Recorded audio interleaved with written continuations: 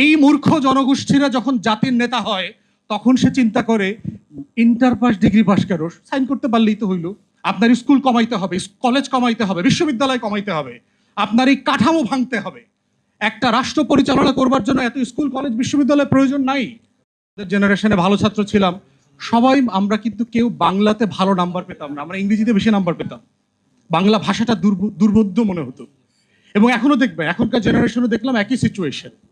তাহলে যেই ছেলেমেয়েরা 12 বছর ধরে বাংলা পড়ে, ইংরেজি পড়ে, সেই সোনার বাংলার ছেলেমেয়েরা বাংলা লিখতে পড়তে পারে না শুদ্ধভাবে, ইংরেজি লিখতে পড়তে পারে না।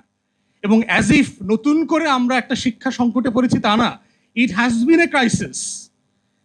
আমরা এই সংকটেই ছিলাম।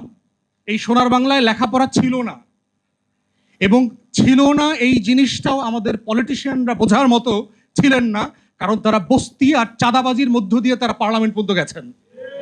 এরা কেউ লেখাপড়া করে পার্লামেন্টে যায় নাই।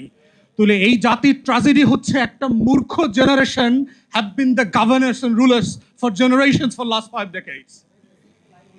এই মূর্খ জনগোষ্ঠীরা যখন জাতির নেতা হয় তখন সে চিন্তা করে ইন্টার পাস ডিগ্রি পাস কেন, সাইন করতে পারলেই তো হইল। কেন সাইন করতে পারলে হয়? পুরাতন ব্যবস্থায় ছিল যান, দাদন সিস্টেমের কথা মাথায় রাখেন, জমির দলিলের মালিকানার কথা চিন্তা করেন। আসলে আপনার কি লাগে? আপনি জমি কিনছেন, বিক্রি করছেন, কতটুকু দরকার? স্বাক্ষর করাটা দরকার। ঋণ নিতে যেতে হয় আপনার বাজারে, বেচা কেনার জন্য যেতে হয়, কি করতে হয়? একটা টিপসই দিতে হয়, স্বাক্ষর দিতে হয়। তাহলে এই যে মূর্খরা আসছে বিভিন্ন জায়গা থেকে, জনপদ থেকে, আমার ঢাকাকে, কেন্দ্রকে গভর্ন করবার জন্য, সে চিন্তা করে দেখেছে কই আমার মা, খালা, শাসি, দাদা, দাদি, হ্যাঁ করতো ওই স্বাক্ষর করা ছাড়া আর কোনো কাজ নাই। তাহলে এত লেখাপড়া করতে হবে কেন? ওইটাই শিক্ষিত বলে দেন। আমার 75% শিক্ষিত। তাহলে আপনার 75% শিক্ষিত, তাহলে পিওনের চাকরি করবার জন্য মাস্টার ডিগ্রি পাস লাগতেছে কেন? আগে 8 পাস হলে কনস্টেবল, এসআই হইতে পারতো, এখন আপনার ডিগ্রি পাস লাগতেছে কেন, ইন্টার পাস লাগতেছে কেন? তাহলে এই যে টোটাল কাঠামোগত সমস্যা, এইটার সমস্যা আপনি বাজেটের জায়গা থেকে আলোচনা করে সমাধান করতে পারবেন না। রাদার আমি ফিল করতেছি উই হ্যাভ সাফিসিয়েন্ট ফান্ডস। টাকা অ্যাজ অফ টুডে যেটা আছে রাষ্ট্রের, যেটা সে খরচ করছে, এটা সাফিসিয়েন্ট।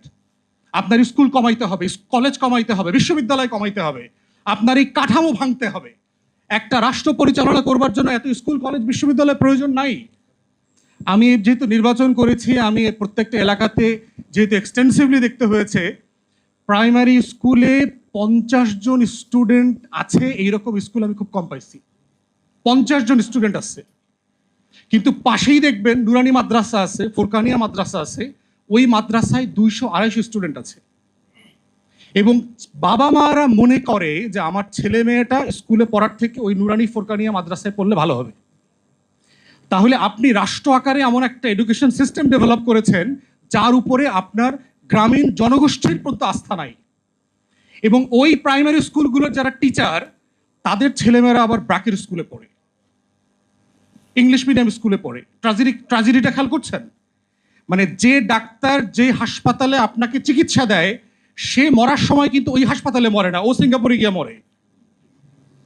মানে যেই উপদেষ্টা অথবা যেই মন্ত্রী আমাকে আপনাকে বড়ি খাওয়ায়, ট্যাবলেট খাওয়ায়, ও মরার সময় লন্ডনে যাবে। লন্ডনে যাবে তাও ডাক্তারের কাছে না, শপিং মলে যাবে ডাক্তার দেখাইতে। তাহলে এই সোনার বাংলার যে কন্ট্রাডিকশনস, এই কন্ট্রাডিকশন ফিলসফিক্যালি যদি অ্যাড্রেস না করা হয়, এইটা বাজেটের প্রবলেম না। The problem is much deep down in our structural স্টেটক্রাফট।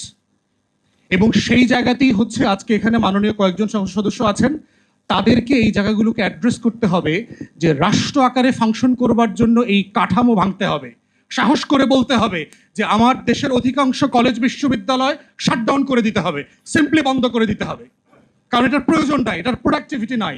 Peon হবার জন্য লেখাপড়ার প্রয়োজন নাই প্রাইমারি স্কুলের পরে।